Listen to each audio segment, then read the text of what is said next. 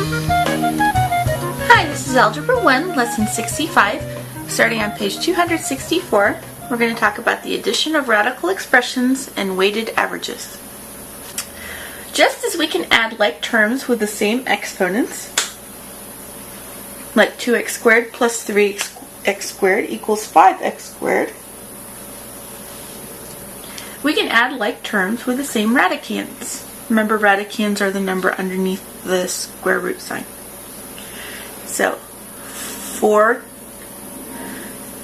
times the square root of 2 minus 5 times the square root of 2 plus 12 times the square root of 2 is the same as 4 minus 5 plus 12. That's negative 1, 11. 11 times the square root of 2. Okay, here's an example. We have 4 times the square root of 3 plus 3 times the square root of 5 minus 6 times the square root of 3. So we can put these two together and we get negative 2 times the square root of 3 plus 3 times the square root of 5. And that's as far as we can go. Okay, here's another example. We have negative 3 times the square root of 2 plus 5 times the square root of 3 minus 2 times the square root of 2 plus 8 times the square root of 3. So here are some like terms and here are some like terms.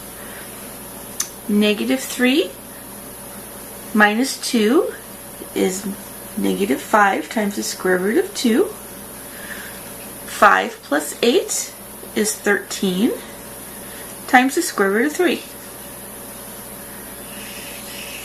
So that would be your answer. Here's another one. We have 4 times the square root of 3 minus 2 times the square root of 2 plus 6 times the square root of 5. So we have the square root of 3, the square root of 2, and the square root of 5. There are no like terms, so there's no further simplification that can be done. That's just the final answer. Okay, now we're going to talk about weighted average. Susan's score improved on each test. Her scores were 60%, 71%, and 91%.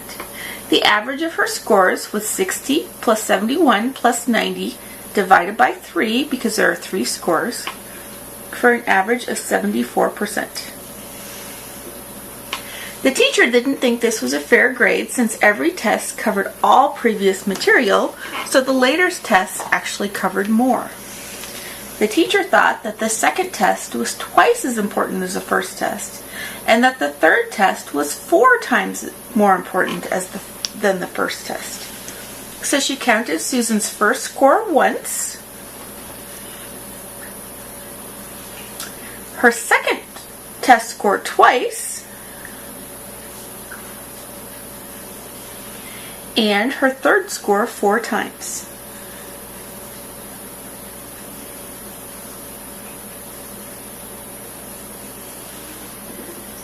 And then she divided this by the number of test scores she is now adding, which would be 1, 2, 3, 4, 5, 6, 7,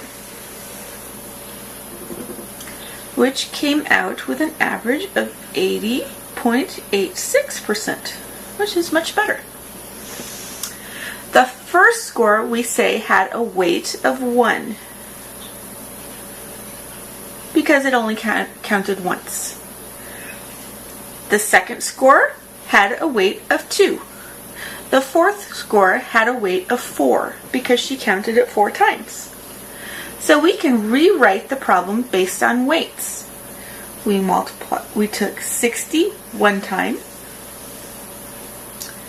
71 was weighted 2. We used it twice. And 91 was weighted at 4.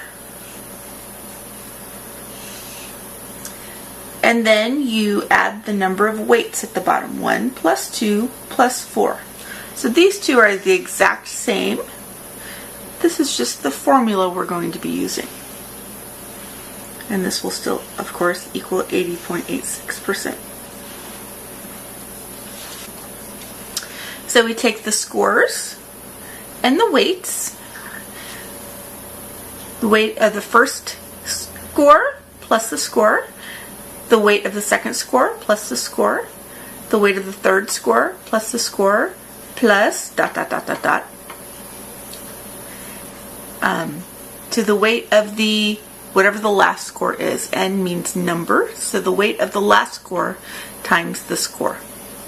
And then at the bottom it's just the number of weights. Okay, let's try an example. Jim's scores were 60, 70, 80, and 90. What is the weighted average of his scores if his tests were weighted 1, 2, 4, and 6 in that order? So we're going to plug this into our formula. So the 60 is going to be weighted once, plus the 70 is weighted twice, the 80 is weighted 4 times, and the 90 is weighted 6 times.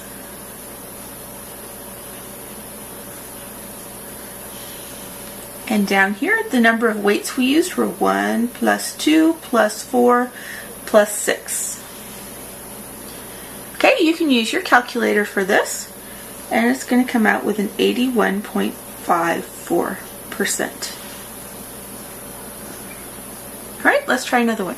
In the graduate level course Smith was taking, each of the 3 tests were weighted 20%, and the final paper was weighted 40%. Smith's scores on the 3 tests were 60, 70, and 80. His score on the final paper was 60%.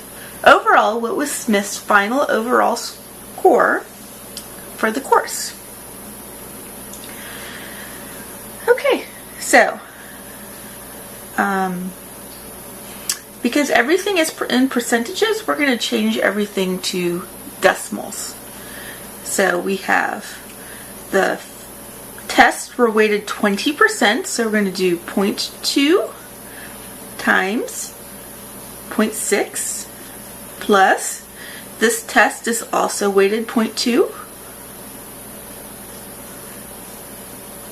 This test is also weighted 0.2. And then he has a final paper that is weighted 60%. So it's weighted 0.6 and it's 0.4. And then the weights are 0.2 plus 0.2 plus 0.2 plus 0.6. You can do this problem with 20s and 60s and 70s and 80s. It will still work. Okay, when you punch this into the calculator, you're going to find that his final score, it's going to come out 0.66, which is the same as 66%. And that's it for this lesson. Try your practice problems and let me know if you have any questions. Thank you.